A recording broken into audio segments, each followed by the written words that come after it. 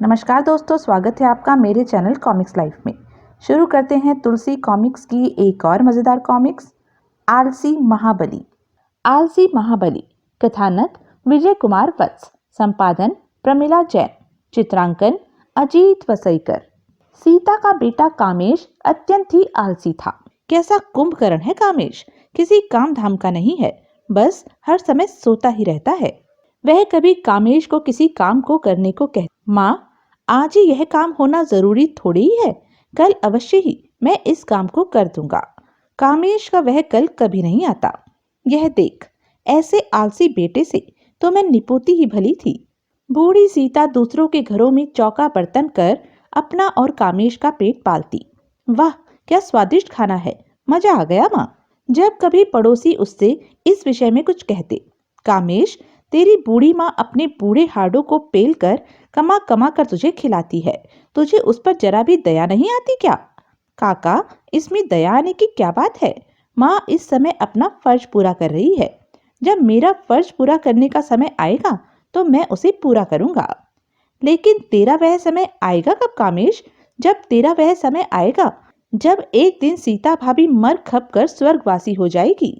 प्रत्युत्तर में ही आप तो मजाक करने लगे काका। कैसा निर्लज आदमी है ये, समझदारी की कोई बात इसकी अकल में ही नहीं घुसती। एक शाम जब थकी हारी सीता घर वापस लौटी, क्या महात्मा आज की रात इस घर में बसेरा कर सकता है माई? सीता लौटकर द्वार पर आई। महात्मा जी, मैं एक विधवा व गरीब स्त्री हूँ, फिर भी आपका सत्कार कर मुझे प्रसन्नता होगी। सीता महात्मा को आदर सहित झोपड़ी में ले आई। अरे माई, यह कौन है जो संध्या के समय सोया पड़ा है? संध्या का समय तो सोने का नहीं अपितु पूजा अर्चना करने का समय होता है। महात्मा जी, यह मेरा बेटा कामेश है। यह बहुत ही आलसी व कामचोर है, हर समय सोता ही रहता है यह। ओह, यह तो बहुत ही बुरी बात है माई। महात्मा चलकर कामेश के पास आए। कुछ देर तक कामेश को अपलक घूरने के पश्चात उन्होंने हुंकार भरी। तो यह माजरा है। महात्मा जी, मैं कुछ समझी नहीं, आप किस माजरे की बात कर रहे हैं? माई सुन, तेरा बेटा जानबूझकर आलसी व कामचोर नहीं बना है, बल्कि इसे ऐसा बनाया गया है। हैं? बनाया गया है? लेकिन किसने ऐसा बनाया महात्मा जी, और क्यों बनाया? अच्छा माई, यह बता, तेरे पुत्र के गले में जो यह काले मोतियों की माला है, इसे किसने इसके गले में पहनाया है? ओह, यह माला तो आज से 24 वर्ष पूर्व जब कामेश 1 वर्ष का था, तब एक साधु ने कामेश को पहनाई थी और कहा था कि यह माला जीवन भर कामेश की दुखों से रक्षा करेगी। तो सुन माई, यह माला ही सारे झगड़े की जड़ है। क्या? हाँ माई, मैंने अपनी सिद्धि के द्वारा उस साधु के विषय में सब कुछ जान लिया है। वह कोई साधु नहीं अपितु महाशक्तिशाली मूर्त दैत्य था। यह आप क्या कह रहे हैं महात्मा जी? माई, अब मैं तुम्हें विस्तार पूर्वक सारी बात बताता हूँ, सुनो। आज से 24 वर्ष पूर्व जब नील सागर के ऊपर वायुमंडल में रहने वाला मूर दैत्य अपने आराध्य शुक्राचार्य की आराधना में लीन था। आंखें खोल मूर, मैं तेरी पूजा से प्रसन्न हुआ। मोर ने तुरंत आंखें खोली। ओह, मैं धन्य हुआ, आज आपने मुझे साक्षात दर्शन दिए हैं। मोर, मांग, तुझे क्या चाहिए? गुरुदेव, मैं आपसे 2 चीजें मांगना चाहता हूँ। एक तो यह कि मुझे नील सागर अत्यंत प्रिय है, आज से इस सागर पर मेरा अधिपत्य होना चाहिए। ऐसा ही होगा मोर। दूसरे, मैं अमर रहूं, मुझे कोई भी मार नहीं पाए। ऐसा होना तो असंभव है मोर। क्यों गुरुदेव? क्योंकि जिसके हाथों तेरी मौत होनी विधाता लिख चुका है, वह सोनपुर नगर में रहने वाली सीता नाम की एक स्त्री की कोख से जन्म ले चुका है। उसके पिता का नाम देवेश है। क्या? हाँ मोर, उसका नाम कामेश है और इस समय वह केवल 1 वर्ष का है। तो क्या गुरुदेव, आपके आशीर्वाद के होते हुए भी मैं उस कामेश के हाथों मारा जाऊंगा? विधाता ने तो तुम्हारे भाग्य में ऐसा ही लिखा है मोर। ओह, मैं विधाता के लिखे को बदलना चाहता हूँ गुरुदेव। ऐसा करना ठीक नहीं होगा मोर। मैं कुछ नहीं जानता गुरुदेव, बस मैं हर हालत में भाग्य के लिखे को बदलना चाहता हूँ। ओह, तुम ऐसा चाहते हो तो ऐसा ही होगा मोर। अगले ही पल इस काले मोतियों की माला को तुम सोनपुर में कामेश के गले में पहनाओ। ऐसा करने से जाओ, तुम्हारी इच्छा पूरी हो जाएगी। इस माला के विषय में मुझे विस्तार से तो बताइए गुरुदेव। तो सुनो, इस माला को धारण करने से कामेश जीवन में सदैव आलसी व कामचोर बना रहेगा। अब तुम ही बताओ मूर्ख कि आलसी व कामचोर कामेश तुम्हें कैसे मार पाएगा। ओह, तब तो यह माला बड़े ही काम की है। मोर को आशीर्वाद दे शुक्राचार्य अंतर्ध्यान हो गए। मोर ने एक साधु का वेश धरा और काली माला को ले पृथ्वी पर उतरकर सोनपुर की ओर चल दिया। सोनपुर पहुंचकर अलख निरंजन, सीता और उसका पति देवेश तुरंत बाहर आए। कहिए साधु बाबा, क्या चाहिए? साधु को क्या चाहिए बेटी? केवल एक चुटकी आटा। सीता ने ऐसा ही किया। तत्पश्चात, तुम दोनों का बेटा है? हाँ साधु महाराज, इसे आशीर्वाद दीजिए। तब साधु रूपी मोर ने शुक्राचार्य की दी माला निकाली और आज से यह माला जीवन भर इस बालक की दुखों से रक्षा करेगी। काम इतनी आसानी से बन जाएगा, इसकी आशा न थी। कहो माई, आज से 24 वर्ष पूर्व ऐसा ही घटा था ना? बिल्कुल महात्मा जी, ऐसा ही हुआ था। तभी कुछ सोचकर सीता चौंक उठी। तो क्या महात्मा, वह साधु मोर दैत्य था? हाँ माई, उसकी दी इस माला के कारण ही तेरा बेटा आलसी व कामचोर बना हुआ है। ओह, तब तो मैं इस मनहूस माला को अभी तोड़े देती हूँ। नहीं, भूल कर भी ऐसा गजब ना करना। यह माला दिव्य शक्ति से भरी हुई है। यदि इसे इस प्रकार तोड़ा गया तो यह कामेश का अहित भी कर सकती है। ओह, तो फिर यह माला इसके गले से कैसे निकाली जाए महात्मा जी? इसके लिए किसी पवित्र स्थान पर दिव्य यज्ञ करना पड़ेगा, जो कि हमारे आश्रम में ही होना संभव है। ओह, तो मैं अभी आश्रम में चलने को तैयार हूँ महात्मा जी। ठीक है, कल हम कामेश को लेकर अपने आश्रम में जाएंगे। कामेश को भी आश्रम में जाना होगा, और नहीं तो क्या, यज्ञ में आहुतियां तो इसे ही देनी होगी। लेकिन अपने आलस के कारण कामेश तो घर से बाहर कभी गया ही नहीं। कोई बात नहीं है, हम अपनी शक्तियों द्वारा कल इसे नगर से बाहर ले जाएंगे माई। तब ठीक है।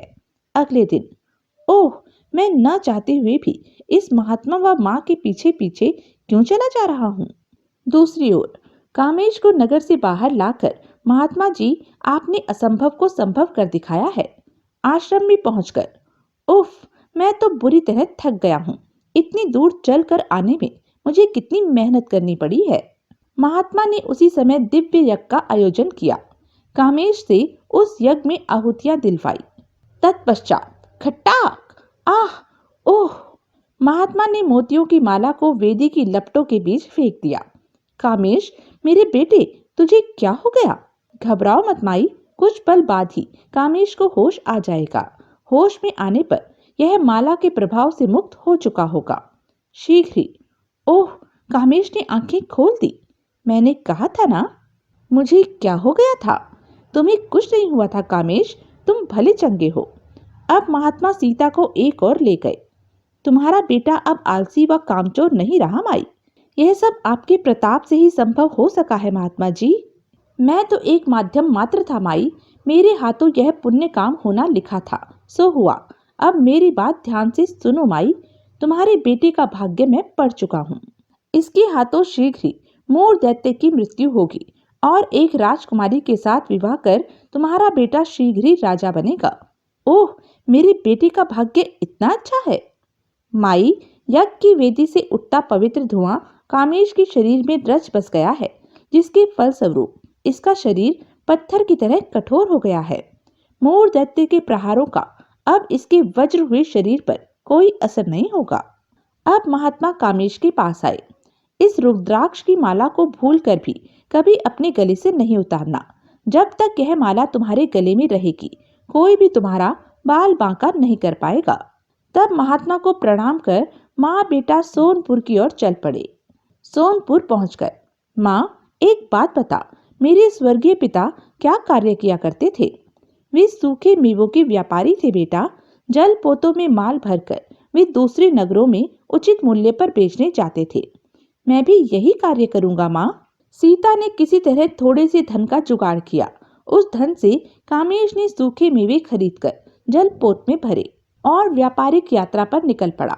भगवान, मेरा बेटा अपने जीवन का प्रथम व्यापार करने निकला है। इसे व्यापार में सफलता देना व इसकी रक्षा करना। शीघ्र ही जलपोत उसकी नजरों से ओझल हो गया। तब वह भारी मन से लौट गई। दूसरी ओर कामेश का जलपोत अपने सफर पर आगे बढ़ा चला जा रहा था। राह में एक दूसरा जलपोत उसे मिला। उसके मालिक ने कामेश से कहा, तुम्हारा जलपोत गलत दिशा की ओर जा रहा है भाई। यह दिशा तो नील सागर की ओर जाती है। तो क्या हुआ?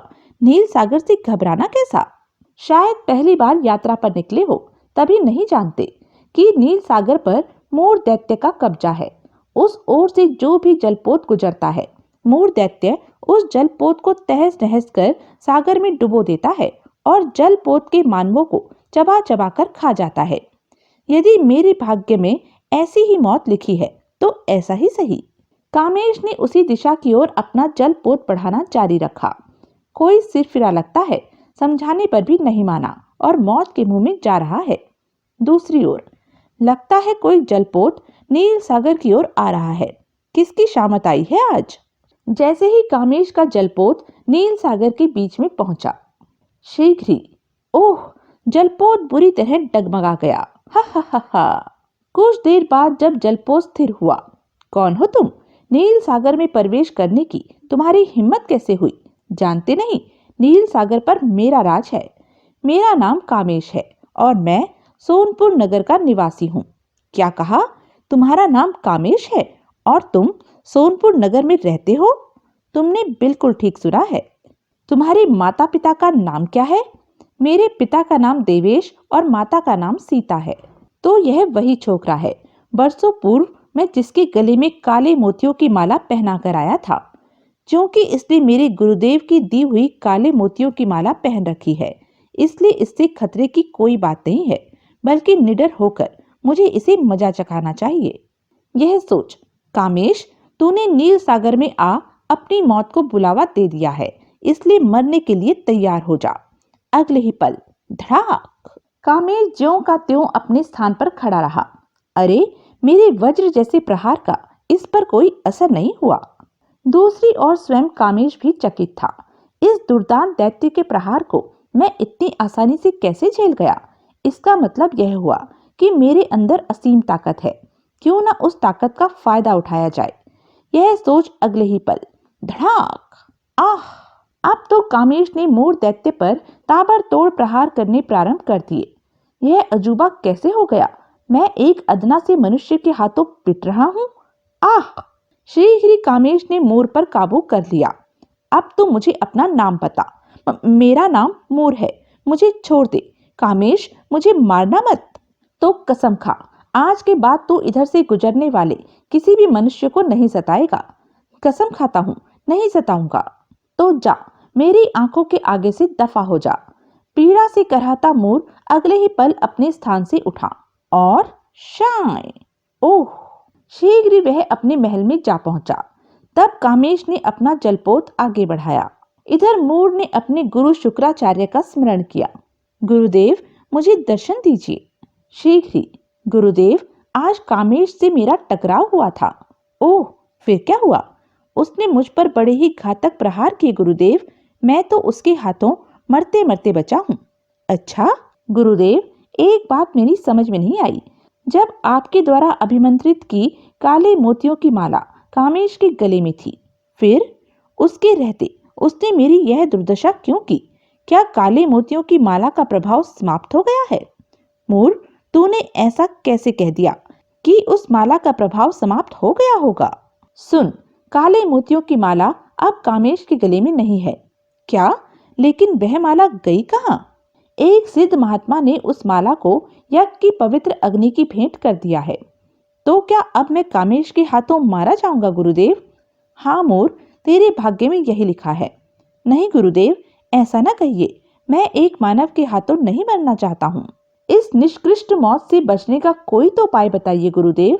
तू बहुत जिद्दी है, अपनी बात मनवा कर ही रहेगा। सुन, कामेश को किसी न किसी बहाने से नील सागर में पुनः बुलवाना होगा और तब तुझे उससे मल्ल युद्ध करना होगा। कामेश से मल्ल युद्ध? उस युद्ध में मैं मारा गया तो? दैत्य होकर तो इस प्रकार डर रहा है मोर। अरे पगले, जिस समय तू मल्ल युद्ध करेगा उस समय तेरी ढाल बनकर मैं तेरी सहायता करूंगा। ओह, तब ठीक है। मैं कामेश के नील सागर में पुनः आने का प्रबंध करता हूँ। शुक्राचार्य ने हवा में हाथ घुमाया। अगले ही पल घायल आदमी यहाँ से 10 योजन दूर समुद्र में जाते कामेश के जलपोत पर जाकर तुझे गिरना है। जो हुक्म। मायावी घायल आदमी हवा में उड़ चला। शीघ्र ही वह रहा कामेश का जलपोत। जलपोत के ऊपर पहुंच। आह, कौन हो तुम?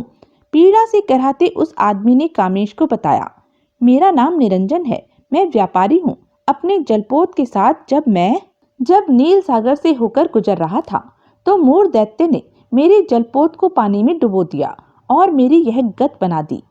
ओह, मूर ने ऐसा किया?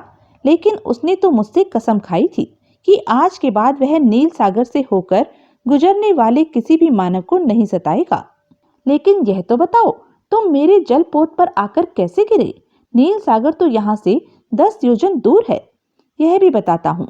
मद में चूर मूर दैत्य ने मुझे हवा में चकर घिन्नियां खिलाकर उछाल कर फेंक दिया था, जिसके परिणाम स्वरूप ही मैं तुम्हारे जलपोत पर आकर गिरा हूँ।